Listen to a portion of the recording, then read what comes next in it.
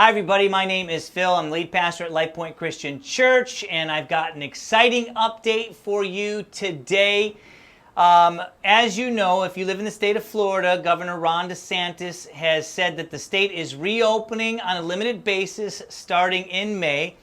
They're using the three-phase approach, and starting May 1st will be in phase 1.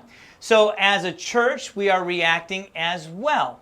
Now, phase 1 means that people who are compromised or more susceptible to getting the virus should still stay home, but groups of 10 or less can meet. So what we're going to do is continue to do our online service for the next 2 weeks. So that's May 3rd and May 10th, regular online streaming. However, we'll probably film some of those parts of the video inside the building, and even some of the live parts. So we're able to get back into the building with a small skeleton crew. Now, starting on the 17th, however, we believe that we'll be in phase 2. Now, phase 2 means that people who are compromised or still in more potential risk should still stay home, but gatherings of 50 people or less are okay as long as social distancing practices are still used. So starting on May 17th, we believe we can reopen the building to have 2 services, one at 9 a.m. and one at 11 a.m. And we'll be using our online reservation system to make sure that we don't let too many people in the building. So the first 50 people that want to come at 9 can register, and the first 50 people that want to come at 11 can register.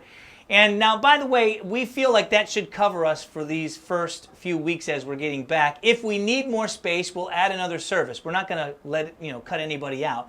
But we need to sort of abide by those recommended practices. And so that's the plan. By the way, we'll continue to broadcast the online service just as we always have. We'll be broadcasting the 9 a.m. service. So if you'd rather stay home, maybe you're immunocompromised or more at risk, you can stay home, watch that service at 9 a.m. just like you always have. And you know we've been live streaming for a couple of years, so we'll continue to do that. And so that's the plan from May 17th to the end of the month. During that time, we're going to take some additional precautions that are a part of the recommendation as well. We'll be spacing our seating out so that it makes sense for families to stay together, but then you have some room from other people on your left or right, forward and back, so we'll change the seating around. We won't be passing communion like we normally do. We have some self-enclosed communion cups that are nice and safe, and you can take one of those. Nobody else will have touched it. We won't be passing the offering plate. We have offering boxes in the back of the room that you can use, and we're not concerned about the financial impact of not passing a plate. We have been doing great financially thanks to your generosity, so that should be just fine. We will not have a coffee service. At least for the time being, they're recommending not having places where people congregate. So it's a BYOC, bring your own coffee as well. And during that time, we won't be having children's ministry at either of those services. So it's going to take us a little time to figure out how to do children's ministry. We're waiting for some more guidance on that, because with children there really is no social distancing.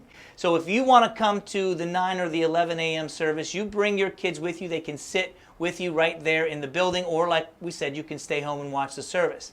Now, we do anticipate that at some point Florida will move to phase 3. And we think that will happen around the beginning of June. And so at the beginning of June is where we are hoping to begin opening up a children's ministry availability in the 11 a.m. service. Now, by the way, all of this is subject to change. We're just waiting to see. If the virus spikes again after the first couple of weeks and we go back down to lockdown, we'll go back to online service. But for now, this is what we believe is going to happen. And we're going to take additional precautions in the building. We'll sanitize the building before the service, in between the services. You don't have to wear a mask if you don't want to, but if you feel more comfortable wearing a mask, please feel free to do that. We feel like we'll be safe enough just with social distancing practices. We'll be changing the way our greeters work and things like that. So there's more information coming, but just a quick recap.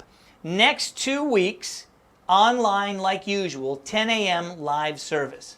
But starting on the 17th, we believe we'll be going to 2 services, a 9 a.m. and 11. Those will be in-person services, limited to 50 people each. And the 9 a.m. will be broadcast live online as usual. And if we need more room, we will figure out how to make more room, whether that's adding an overflow area or adding an additional service, whether that's on a Saturday or a Sunday. We'll figure that out.